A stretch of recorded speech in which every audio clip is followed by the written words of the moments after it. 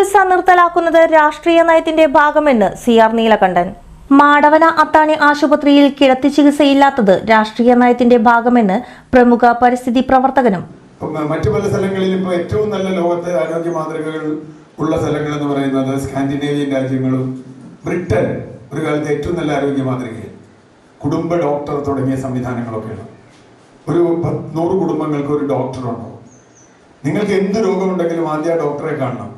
അയാൾ സർട്ടിഫൈ ചെയ്താലാണ് മുകളിലേക്ക് പോകുക. നേരത്തെ പറഞ്ഞതുപോലെ നമ്മളിപ്പോൾ പ്രൈമറി ഹെൽത്ത് സെന്ററിൽ പോകും, അവിടുന്ന് താലൂക്ക് ആശുപത്രി പോകും, അവിടുന്ന് ജില്ലാ ആശുപത്രി പോകും, അവിടുന്ന് മെഡിക്കൽ കോളേജിൽ പോകും. റഫറലാണ്.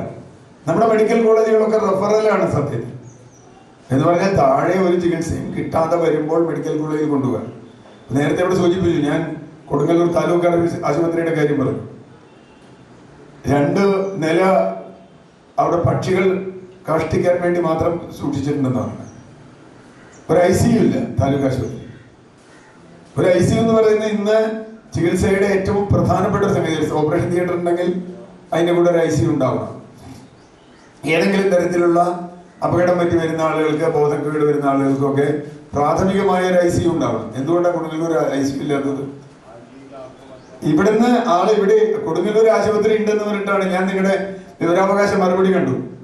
കൊടുങ്ങല്ലൂർ ആശുപത്രി ഉണ്ട് എന്ന് പറഞ്ഞിട്ടാണ് 3 കിലോമീറ്റർ അപ്പുറത്തുണ്ട് എന്ന് പറഞ്ഞിട്ടാണ് ഇവിടെ. അവിടെ എന്താ ഉള്ള സംവിധാനം? അത് ഇതിന്റെ റഫറൽ ആശുപത്രിയാണ്. അപ്പോ ഈ ഒരു ചതി, ഈ ഒരു മാറ്റം കഴിഞ്ഞ കുറെ കൊല്ലങ്ങളായി പതുക്കെ നമ്മൾ നടക്കുക. ജനകീയാസൂത്രണം ആരംഭിച്ച കാലത്ത് വളരെ സുന്ദരമോഹന മുദ്രാവാക്യങ്ങൾ ഉണ്ടായിരുന്നു. എന്താണ്? നിങ്ങളുടെ ആരോഗ്യ സ്ഥാപനം നിങ്ങളുടെ പഞ്ചായത്തിന് കീഴിൽ, ബ്ലോക്ക് പഞ്ചായത്തിന് കീഴിൽ, ജില്ലാ പഞ്ചായത്തിന് കീഴിൽ, അങ്ങനെ ആരോഗ്യ സ്ഥാപനങ്ങൾ ജനകീയ സ്ഥാപനങ്ങളായി മാറുന്നു. അവർക്കവിടെ നിയന്ത്രണം ഉണ്ടാകുന്നു. അവർക്കവിടെ ജനകീയ പ്രതിരോധ സമിതി സംസ്ഥാന വൈസ് പ്രസിഡന്റുമായ CR നീലകണ്ഠൻ പറഞ്ഞു.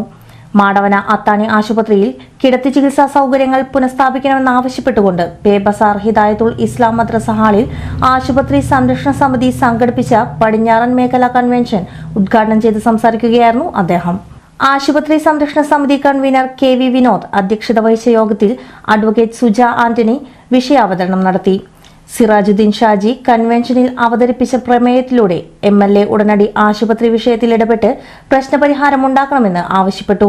വിവിധ രാഷ്ട്രീയ സംഘടനാ നേതാക്കളായ EK Soman master, VK Abdul Majeed, CA Rasheed, doctor M Pradeepan, VA Sivaraman, PV Sathyan, VI Ashraf, Najeeb Thanathuparambil, Shihab എന്നിവർ സംസാരിച്ചു.